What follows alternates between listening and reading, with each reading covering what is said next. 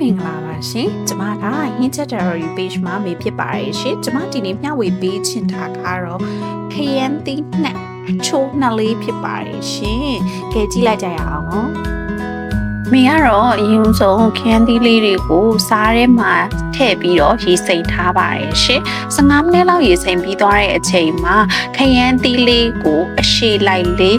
စိတ်ပါမယ်နော်ပြီးသွားတဲ့အခါကျရင်မေတို့အပြင်မှာမထားပါဘူးနော်အဲ့ဒီရေစိမ်ထားတဲ့စားထည့်ထားတဲ့ရေထဲမှာမပြတ်ထဲမှာပဲဘာဖြစ်လို့လဲဆိုရင်အဲ့လိုမှမထည့်ထားဘူးဆိုရင်လေခရမ်းသီးလေးတွေကမဲသွားတတ်ပါတယ်အတွင်းသားလေးတွေမဲသွားတတ်ပါတယ်အဲ့ခါကျတော့ကျမတို့ဆော့လို့အပေါ်ဟာလေးတွေကိုဖယ်လိုက်မယ်ပြီးသွားရင်ခါကျရင်ခရမ်းသီးကိုလေးစိတ်မယ်လေးစိတ်ပြီးတော့အဲ့တိုင်းလေးပြန်ထည့်ထားလိုက်ပါနော်ဟေးရေစိမ်ထားလေးပြီးသွားပြီဆိုရင်တော့မေက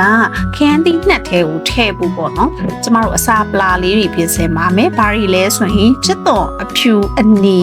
နော်နောက်ပြီးတော့ပစွန်ကြောက်ထားပါမယ်ပြီးရင်အချိုမုတ်ထည့်ပါမယ်စားလေးထည့်ပါမယ်ပကြားလေးနည်းနည်းထည့်ပြီးတော့အဲ့ဒါလေးကိုရောသမအောင်ငွေပေးပါနော်ကျမကတော့အရင်ဦးဆုံးဘာလုပ်ထားလဲဆိုရင်ချစ်တော်ဖြူလေးကိုအရင်ထောင်းပါတယ်ပြီးွားရင်ပစွန်ကြောက်လေးကိုထောင်းပါတယ်ပြီးတော့မှချစ်တော်နီလေးကိုထောင်းပါတယ်ကျမချစ်တော်နီထောင်းရင်လေဘယ်တော့မှအညက်ကြီးမထောင်းပါဘူးဘာဖြစ်လို့လဲဆိုတော့အဲ့လိုအညက်ကြီးထောင်းလိုက်ပြီးရင်ချွဲ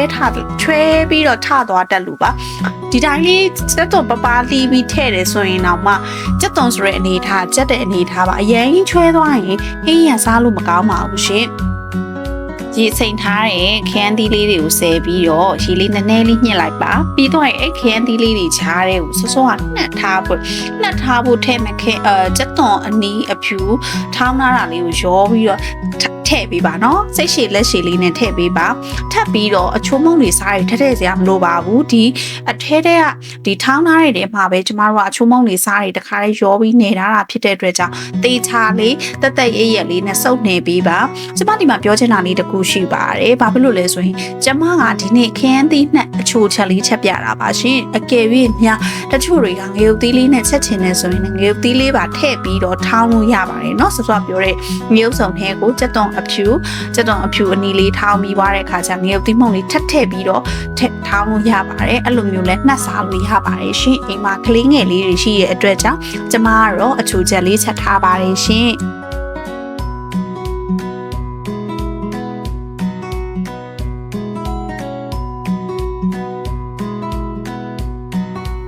ကဲမီးတို့စချက်လိုက်ရအောင်နော်မီးကတော့ဟင်းချက်စွန်နှစ်စွန်စာပေါ့နော်စီလေးထည့်ပါမယ်ပြီးသွားပြီဆိုရင်ဒီဟာလေးကိုမေတို့ကဘာလဲဆိုရင်လက်စေးရည်လေးပေါ့နော်လက်စေးရည်တော့မဟုတ်ဘူးမေကတော့ဘာလဲဆိုရင်ဆော့ထောင်းထားတဲ့ငရုံးစုံကရေလေးကိုကျင်းပြီးတော့ဒီထဲကိုအရင်ဆုံးနည်းနည်းလေးထည့်လိုက်ပါမယ်နော်စနွင်းလေးနည်းနည်းထည့်ပါမယ်ရှင်ဆိုရင်အောက်ကမီးလေးဖွင့်ပြီးတော့ချက်လို့ရပါပြီနော်ရေလေးထည့်ပြီးသွားရင်အုပ်ထားလိုက်လို့ရပါတယ်เนาะဒါလေးကတော့ကျွန်မအုပ်ထားတဲ့ဟာကိုပြန်ပြီးဖွင့်လိုက်တဲ့အနေထားလေးပါပေါ့เนาะအုပ်ပြီးွားလို့ပြန်ဖွင့်လိုက်တဲ့အခါကျရင်ဟိုဘက်ဒီဘက်လေးနည်းနည်းလေးပေါ့เนาะနည်းနည်းလေးလှည့်ပေးပါအဲ့ဒါလေးကျက်သွားပြီးဆိုရင်တော့ကျမတို့